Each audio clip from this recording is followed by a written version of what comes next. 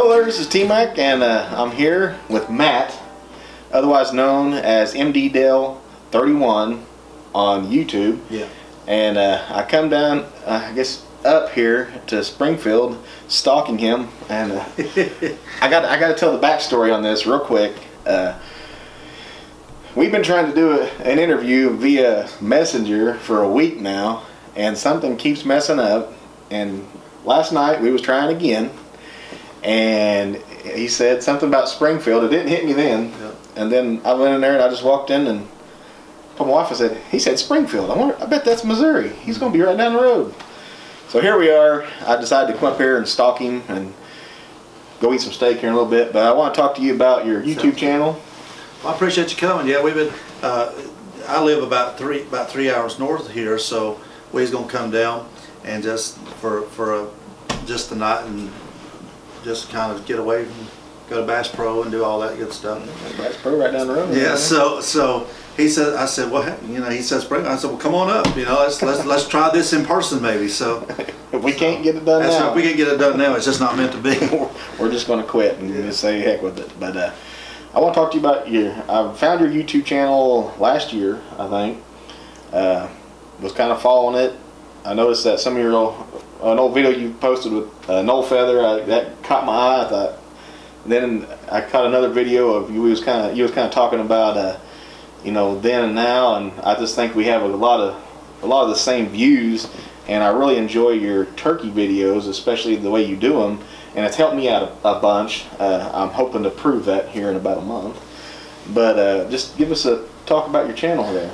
Well, I started on YouTube. Mostly just as a hobby. You know, I wasn't even being serious about it. I was actually doing it for another channel I had that was more toward the ministry. And so I just happened to have that Mddale31 when I first got on YouTube. You know, guys, long before I started making videos, just as a profile. And one day I just thought, well, you know, I don't know how to upload, so I asked someone how to upload, and I just went out and uploaded, I think the first video I ever did, I ain't even on there no more, it's so bad, but I think it was about the broadheads. And I just made a video about broadheads and bow hunting, and the next thing I knew, you know, it's like people were commenting on it and saying it was a good, you know, it was a good presentation, and they liked my camera presence or whatever. And so it just kind of took off from there. They said make more, and I made one on pistols, I made one on guns, I made one on, and I started some deer hunting ones. And then in the spring of '09, I started doing the turkey one, and I started really teaching the way I grew up. You know, I mean, how I grew up learning. You know, of course from my dad, and then just from the older turkey hunters. I just started teaching more of a seminar type. Instead of me going out and shooting and killing stuff on camera, because I didn't have a cameraman, still don't. I just started teaching people and the years of experience that I have, and it just took off. Like people, they just kept asking for more and more and more, and then 10 years later, here we are, and I'm still doing them after all this time. I did take about 2 years off there because it locked me out when YouTube went to Google. It locked me out of my profile and never could get back into it. So, and what was funny about that was I just got back on, you know, oh wow, you know, a couple years ago. Well, I was gone for about a year because it locked me out of my thing. I couldn't get back in it. Yeah. And when I finally got back in, it wanted an old password that I had a long time ago and didn't even use anymore. And I found it in a book, and that's how I got back in. And when I posted that first video called "I'm Back," I think it's actually still on I seen it the other day scrolling. It's still there. You wouldn't believe that people thought I died. They thought that I died and went on to beat the Lord. They thought that I was like something had happened to me. And it was just like people were really concerned about me, you know. And they said, oh, you know, it just wasn't turkey season without your videos. So it's humbling. I've been turkey hunting 25 years, so I've killed a boatload of them. Not bragging, but I have. I mean, and I'm not saying I'm a great turkey hunter, because I don't think nobody knows everything. I don't know everything. I don't care. The world's quote best turkey hunter on television don't know everything. Sometimes I want to throw my gun against a tree and just say, I quit. I'm done. I'm forgetting. You remember that story time? I got a Facebook page we'll talk about in a minute, but I do a little segment called Story Time, and it's really caught on this year. Started back this past year, and I've just been taking different turkeys in my photo album and picking them out, and I can still remember the day I shot them, how I shot them. You know, it'd be 20 years ago, and I can still remember the very moment. I know I got a question the other day when I was talking about doing this. New hunters calls. I think that can get overwhelming. I know I go out every year and look at the calls, and so what's your beginner calls? Give us some good ones there. What do you think? For someone that's just starting out, like they've never turkey hunted, or maybe they've just turkey hunted maybe a year, or maybe they didn't understand what they were doing, I would say a box call. I know you told me that you didn't like a box call very much, but I'd say a box call. If you just had one call that I would say a beginner should start out on, it would be a box call. A box call is so easy to use. I mean, it's probably the oldest turkey call that we have in existence. You know, it was used probably the first turkey outside of a wing bone call or something, but probably the oldest modern turkey thing we still got today that's still just death on a turkey. I like a box call personally even today, because they may not sound, quote, as good as a mouth call or a slate call up close, but you get out there, say 100 yards, you let me stand and call in the woods, and you step back 70, 80 to 100 yards or 200 yards, and you listen to me call from a distance, and that's usually where turkey's at. It just sounds so real. And when it's a windy day, you know, like the wind's blowing, and out here in the Midwest, since I moved out here, Lord, the wind just the wind is just like a hurricane sometimes. You don't have to, you know, sometimes I think people get overwhelmed with all the turkey calls and all the different turkey sounds, and it's good to learn more about turkey sounds, and it's good to even listen to live hens and mimic what they do. But if you can master a cluck, and you can master a yelp and a purr on a box call, you can kill turkeys. And in fact, I got a video on my channel about using a mouth call. It's been very popular over the years, and a lot of people said they've watched that video and commented on the video and said, after watching all this YouTube for night, I finally found this one, and I finally, you know, you finally explained it good. So, but your channel has all that stuff on there. Yeah. I mean, already covered. I even watched the one I never really thought of a gobbler yelp ever.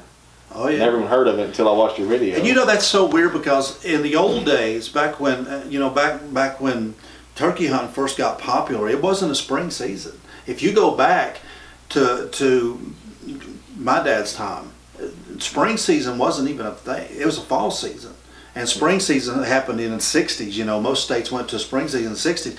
In the fall, that was gobbler yelping. And on the old box calls, if anybody can find an old, like a Lynch box call, or one of the old, real old, you will see gobbler side, hen side, and the gobbler side was for gobbler yelping. I remember having one back when I first started. Like, well, I first got interested in turkey hunting way a long time ago, but I just never had a gobbler side. Had a gobbler and a hen side. It was a gobbler. So a gobbler yelp. I mean, there's times, especially, and this will, I think it works personally better in the fall.